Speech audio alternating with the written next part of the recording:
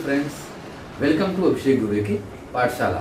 जैसा कि आप लोग जानते हैं कि मेरे सारे वीडियोस एनसीईआरटी के सोशल साइंस 6 to 10 से सारे रिलेटेड होते हैं, लेकिन कुछ वीडियोस में अलग से भी लाता हूं। तो आज जो मेरा वीडियो है वो है अम्फन साइक्लोन पर। अम्फन चक्रवात, आप जान रहे हैं कि ये चक्रवात हमारे भारत में आज दस्तक दे चुका है 20 मई को। लेकिन सवाल ये है कि ये चक्रवात है क्या, चक्रवात होते क्या हैं और इसका नाम अम्फन क्यों पड़ा है, और अगर ये आया है तो इससे कितनी मात्रा में तबाही यहाँ पर आ सकती है। आप देख रहे हैं कि बंगाल की खाड़ी में इंडिया के जो ईस्ट साइड में आ रहा है, वहां पर आप देख रहे हैं कुछ बहुत हलचल जैसा दिख रहा है, बादल हैं, उमड़ घुमड़ रहे हैं समुद्र में। तो यहीं से साइक्लोन चक्रवात जो है उठा है, और इसके अंदर होता क्या है कि बहुत ही तेज हवाएं चलती हैं, थंडर स्टॉर्म मतलब तड़क गरज के साथ बादल आते हैं, बहुत ही जोरदार मूसलाधार बारिश, तूफानी बारिश हवाओं के साथ होती है, और यही होता है एक चक्रवात। तो आइए आगे चल के देखते हैं कि ये चक्रवात क्या है और इसका नाम ऐसा क्यों पड़ा है। तो ये देखिए कि जो लोकेशन अम्फान की है वो बे ऑफ बंगाल में आपको जो पॉइंट नंबर 4 दिख रहा है, वहां पे इसकी लोकेशन है, मतलब वहां से ओरिजिन हुआ है। 13 मई को वहां से ये ओरिजिन होता है। ओरिजिन होने के बाद कोई भी चक्रवात आगे बढ़ता है, बढ़ता जाता है, और आके अपने नियर बॉडी में जो उसके लैंड मास होता है उससे टकराता है, और जोरदार तूफानी बारिश और हवाओं के साथ वो तूफान बारिश लाता है। अब ये जो अम्फान साइक्लोन है, ये अगर हम देखें ध्यान से तो उड़ीसा, वेस्ट बंगाल और साथ साथ बांग्लादेश, इन 3 जगहों पर बहुत ही बड़ी तबाही मचाने वाला है। और 2020 का ये हमारे बे ऑफ बंगाल का पहला चक्रवात है। अभी वेस्ट बंगाल, उड़ीसा, आंध्र प्रदेश, ये सब इलाके इस समय हाई अलर्ट पर रखे गए हैं। क्यों? क्योंकि इससे जो हवाएं आएंगी उनकी स्पीड लगभग 100 से 200 किलोमीटर पर घंटे की रफ्तार की होगी। 13 मई को स्टार्ट हुआ ये, और ये फिर 11 बजे 18 मई को, मतलब 2 दिन पहले 11 बजे ये सुपर साइक्लोन में बदल गया। अब आपके मन में सवाल उठ रहे होंगे कि सुपर साइक्लोन क्या है। आप वीडियो में आप बने रहिए, हम आगे उसको भी क्लियर करेंगे।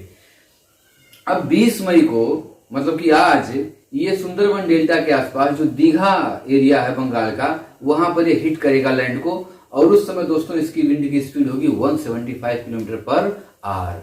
आप सोचिए 175 किलोमीटर पर घंटे की रफ्तार से जब तूफान आएगा तो कितना विनाश, कितनी तबाही लाएगा।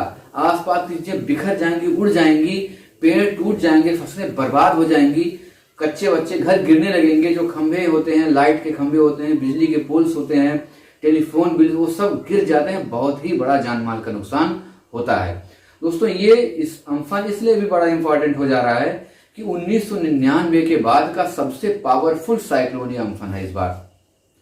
इससे आप टाइड जानते होंगे, तो समुद्र की लहरें ऊपर उठती हैं, टाइड, ज्वार और भाटा।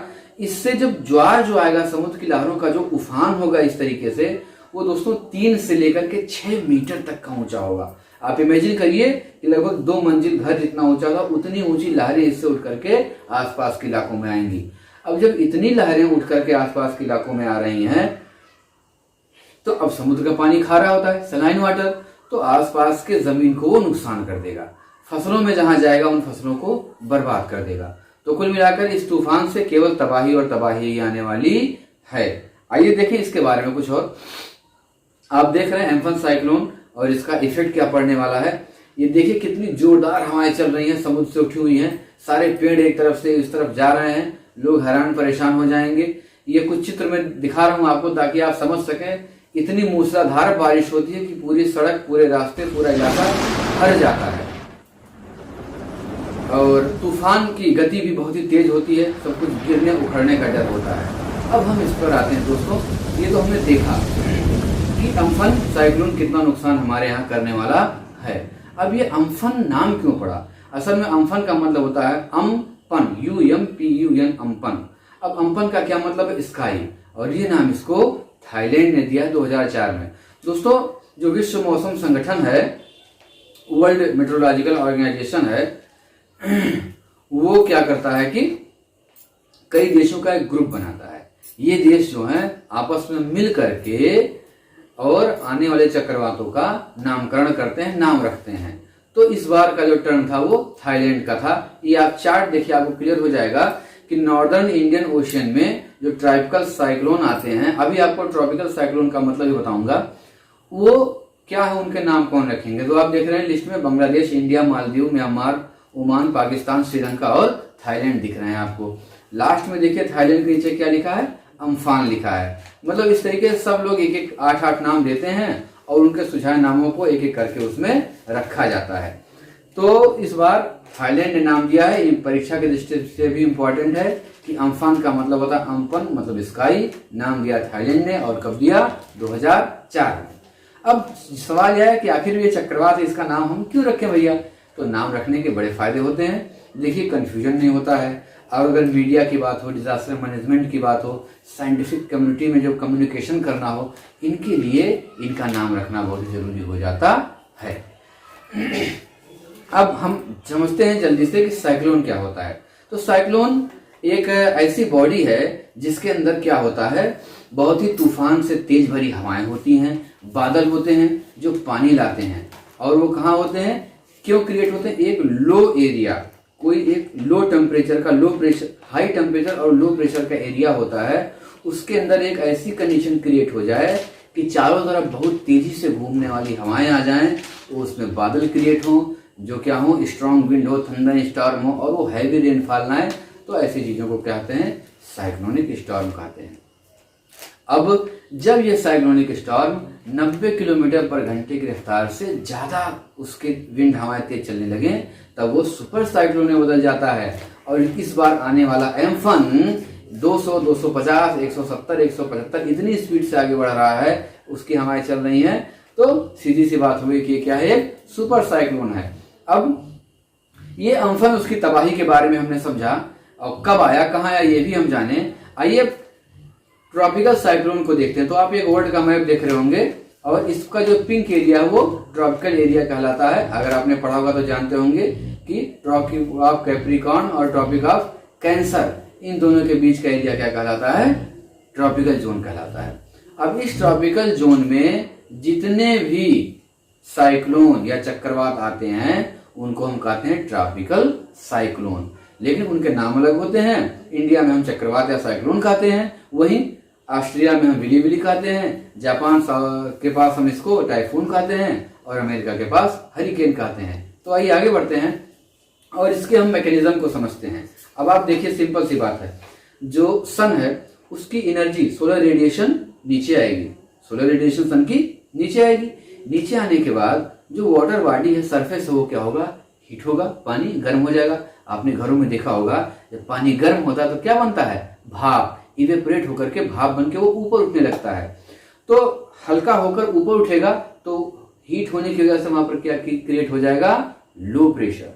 मतलब कि एक्सट्रीम हीट के नाते कोई एक स्पेसिफिक एरिया लो प्रेशर की कंडीशन क्रिएट कर देता है, कम दबाव का क्षेत्र बन जाता है, वहां की गैसें ऊपर की ओर ऐसे उठने लगती हैं। गैसें ऊपर की ओर उठेंगी तो फिर ऊपर जाकर क्या होंगी, वो कंडेंस हो जाती हैं और संघनित होकर के बादल बना लेती हैं। अब क्योंकि वो समुद्र से उठ रही हैं तो उनमें नमी होती है, ह्यूमिडिटी होती है, वही जाके बादल बन जाते हैं, बाद में पानी बरसता है। अब चक्रवात का इससे क्या संबंध है, इसको आइए समझ लेते हैं हम।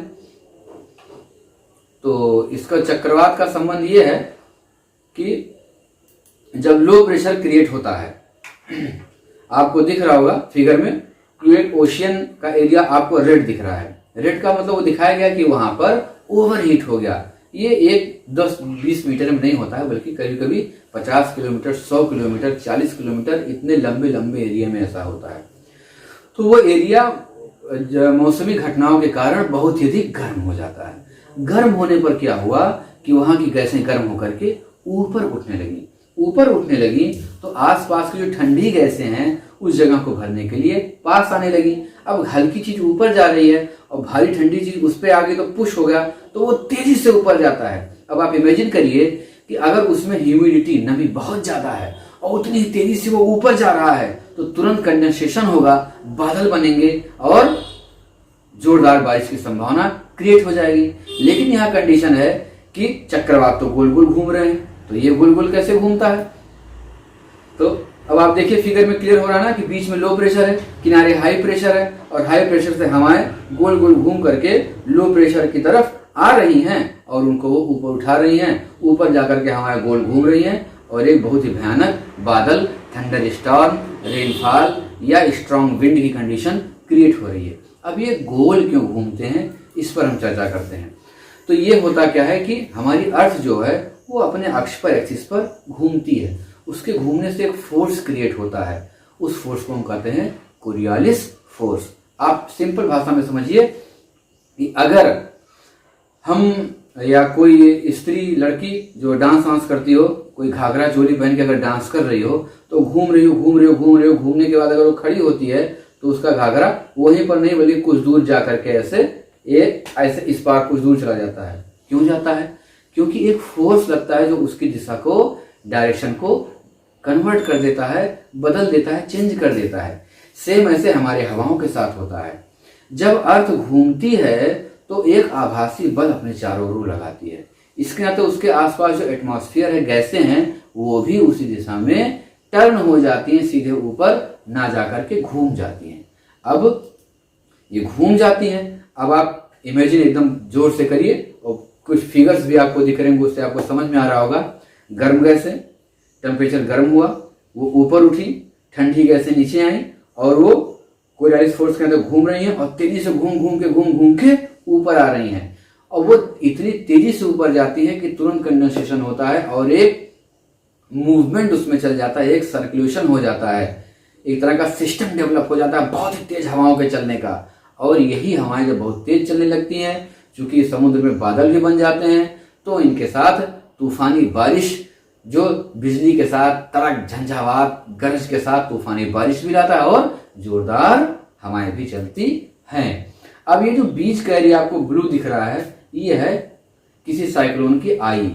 तो आई क्या है? जो सेंटर का एरिया है वो शांत रहता है थोड़ा, और उसी सेंटर के एरिया को पकड़ के ठंडी हवाएं ऊपर उठती हैं। तो आई वॉल से हवाएं बहुत तेजी से ऊपर जाती है, वहां इनकी स्पीड बहुत तेजी होती है और जा करके ऊपर ये डाइवर्ट हो जाती हैं और ठंडी हवाएं फिर आई से नीचे आती हैं और गर्म होकर के पुनः ऊपर उठती है। इस तरीके से एक सर्कुलेशन बन जाता है, चक्रवात घूमता है। अब जो ट्रॉपिकल साइक्लोन है दोस्तों, ये 100 से 2000 किलोमीटर तक इसका डायमीटर होता है। आप समझ सकते हैं कि 2000 किलोमीटर तक कितनी दूरी तक ये कवर करता है और ये 300 से 500 किलोमीटर पर घंटे की रफ्तार से आगे बढ़ता है और आगे बढ़ने पर इसका रूप और विशाल हो जाता है और जैसे जैसे लैंडमास से करीब आता है तूफान वहां टकराता है। अब लैंडमास पर टकराने के बाद ये भारी तबाही लाता है, लेकिन कुछ दूर अंदर जाने के बाद फिर स्टॉर्म धीरे धीरे डिसअपियर होने लगता है। क्यों? क्योंकि इसकी पावर क्या होती है? इसकी पावर होती है लो प्रेशर और हाई प्रेशर का जो प्रेशर ग्रेडियंट है, जिसके नाते इसके अंदर बहुत तेजी से हवाएं चलती हैं, और ह्यूमिडिटी, नमी, जिससे वो बारिश कराता है। जमीन पे आ गया तो उसको नमी मिलेगी नहीं, भाई ओशन में तो वो है नहीं, तो उसकी बारिश की क्षमताएं, बादल खत्म हो जाते हैं, धीरे धीरे वो कमजोर हो जाता है। इस तरीके से हमने एम्फन के बारे में समझ लिया और शॉर्ट में साइक्लोन के बारे में समझ लिया। फिर मिलते हैं नई वीडियो के साथ। अगर आपको वीडियो पसंद आया हो तो लाइक जरूर करें, चैनल को सब्सक्राइब करें और एनसीईआरटी की सोशल साइंस की 6 to 10th के वीडियो देखने के लिए